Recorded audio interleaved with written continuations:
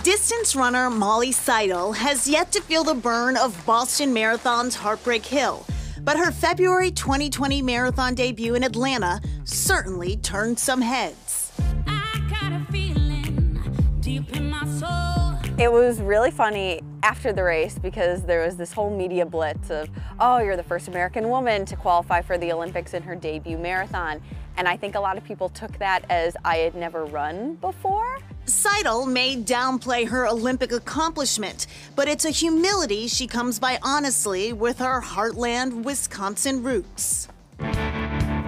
Started running track in middle school with my church. It wasn't necessarily this huge thing to win a race because there's only 5 kids in the race. Way to be, Molly. Looking great. When I got to high school and I won state my freshman year, that was kind of I can get college paid for potentially just because I run in circles. Seidel did just that with a scholarship to the University of Notre Dame, where she ran in circles for a few NCAA championships.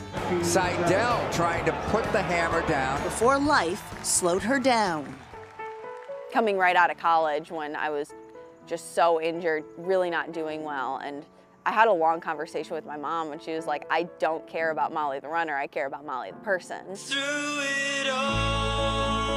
In 2016, Seidel took time off to heal physically and mentally before Saucony, the Lexington-based sneaker maker, brought her to the Commonwealth, where she made a friend who would change everything. I've been in Massachusetts basically my whole life. Meet John Green. My family owns a hardware store actually in Wellesley, Mass, right on the marathon course called Green's Hardware. It wasn't this moment of oh my God, this is going to be the man that gets me to the Olympics. Coaching me kind of came out of realizing that I was healthier under him than I had been for the past several years. The original goal was to kind of use that strength-based training of a marathon to set up well for the track trials in June. Today at the 2019 Humana. The plan took an unexpected turn when Seidel won the Humana 2019 Rock and Roll San Antonio Half Marathon, which automatically qualified her for the U.S. Olympic Marathon Trials in Atlanta. He said I could get third on my best day. I think I said between 3rd and 12th. It was terrifying, frankly. I was more nervous for Molly's race than I've ever been for any of mine. I have to give John a lot of credit for keeping me calm. It was a wild day. While John cheered from the sidewalk, Molly found an unexpected cheerleader running just feet away, an eventual race winner, Alafine Tuliamuk. She was verbally pushing me on and come on, we can do this. Go with me, go with me. I couldn't see the race or anything like that. I actually called my mom and I was like, hey, what's going on with the race? It didn't really click that maybe I could finish top 3 until Alafine and I started breaking away. Seidel held on, finishing 8 seconds behind Alafine and over a minute in front of the 3rd place finisher, Sally Kipyego. All 3 will represent the U.S. in Tokyo 2021. Getting to race with Alafine and Sally as my teammates now, officially, as Team USA, and we're all wearing the same singlet and we're all racing towards a common goal, that's really exciting.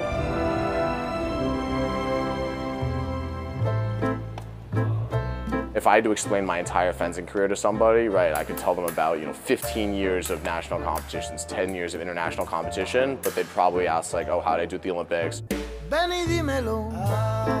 While Rio 2016 represented a coming out party for American saber silver medalist Daryl Homer, friend and teammate Eli Dershowitz had a very different experience. I guess the biggest thing that I took away from Rio is that it's possible to put everything you have into a plan, into a goal, into a dream, and to still fail. It was 11 minutes of competition. Not the expected result for the young phenom out of Sherburne, who was at the time ranked #1 in the U.S. It took its toll on my mental and physical game. I had to take some time off. But he's back with a vengeance, taking the #1 ranking in the world in the summer of 2018. He's currently ranked 3rd by the International Fencing Federation. I definitely try to leave my heart out on the strip. He trains here at Zeta Fencing in Natick with fellow Massachusetts teammate Andrew Mekovich. Under the watchful eye of U.S. national saber coach Zoran Tulum.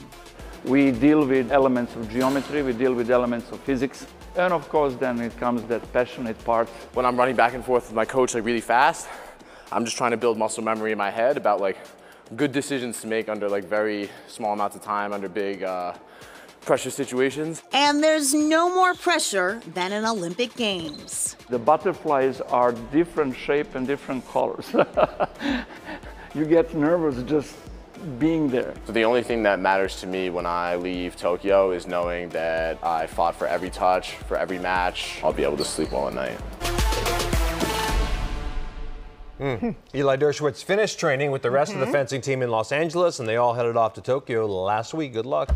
All right, and back to Molly Seidel. After she qualified for the Olympic Games, she actually went back to work as a barista, and her colleagues, while impressed with her abilities to qualify for the Olympics, they were more interested in how fast she could make a cappuccino than her trial time. She competes in Tokyo on August 7th in the marathon. All right, be watching for both of them. Coming up, an athlete faces amputation. Can she get her father on board?